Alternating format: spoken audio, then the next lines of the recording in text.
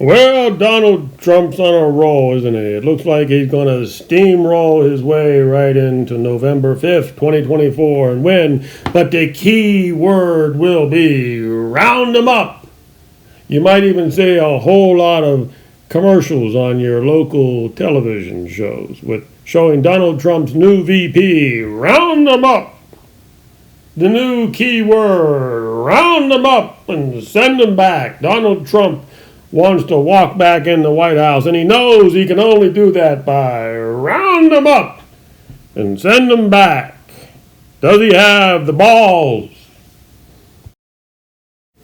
How can a landscaper peeing on rose bushes in California affect the 2024 presidential election? How is that possible? Well, I'll tell you at the end of the video. RFK Jr. peeing on Biden's chances of re-election. Here we are, March 6th, Wednesday, 2024, and this is 2024 presidential election analysis. Quite possibly a replay of sorts from the 1992 Ross Perot election. In the 1992 presidential election, Ross Perot got a record amount of votes for an independent, almost 20 million votes. It was never done before. Ross Perot did something that nobody had ever done before in modern times. Damn near 19% of the votes. A lot of people will tell you that Ross Perot helped a young Bill Clinton beat the elder George Bush.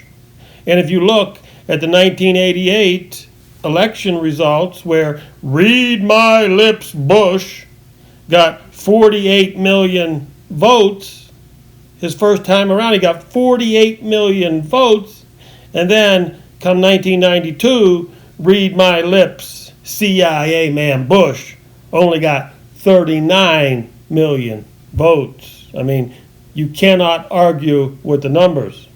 From one election to the next, Elder Bush lost almost 10 million votes. Assuredly had something to do with Ross Perot. Now here we are 32 years later, and it looks like RFK Jr.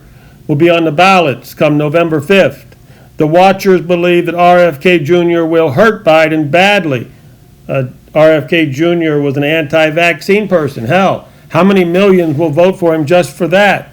Again, the watchers believe that RFK Jr. will hurt Biden badly, even though, just like read my lips Bush hurt himself back in 89 to 91, Biden has hurt himself in the last 3 years, opening up the floodgates to the damn illegals. Jesus Christ. Here's the numbers. You can look at the charts. These charts are pretty close, showing Donald Trump will probably win with RFK in the election.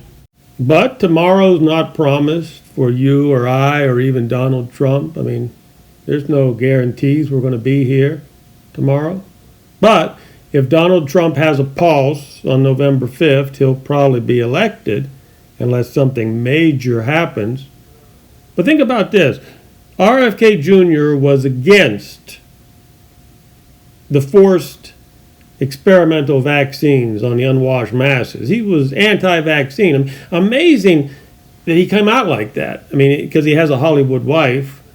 But imagine how many votes he'll get just for taking that brave stance.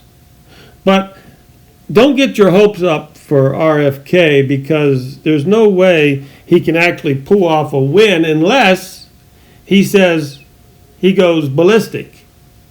And he says, okay, if he starts threatening to round up all the illegals, if he starts using the word, we're going to round them up, those are the key words for the winner. Donald Trump is already experimenting with those words. We're going to round them up. Donald Trump's not going full force on that because, you know, he might have to back out of it. But because rounding up millions of people won't be that easy. But imagine if RFK Jr. were to come out strong on steroids. We're going to round them up. Wow. With his anti-vaccine stance, he's going to round them up and send them back. He could actually make this a three-way tie. That would be crazy, wouldn't it? That's actually possible, a three-way tie, but only if RFK Jr. grew a set of balls. Now, I don't think he's going to do that because I think it would make his landscapers angry in California, and I think they would start peeing on his wife's roses. I mean, what do you think? I mean, you got to watch, if the wife gets mad, watch out. Can he grow a pair? Round them up and send them back.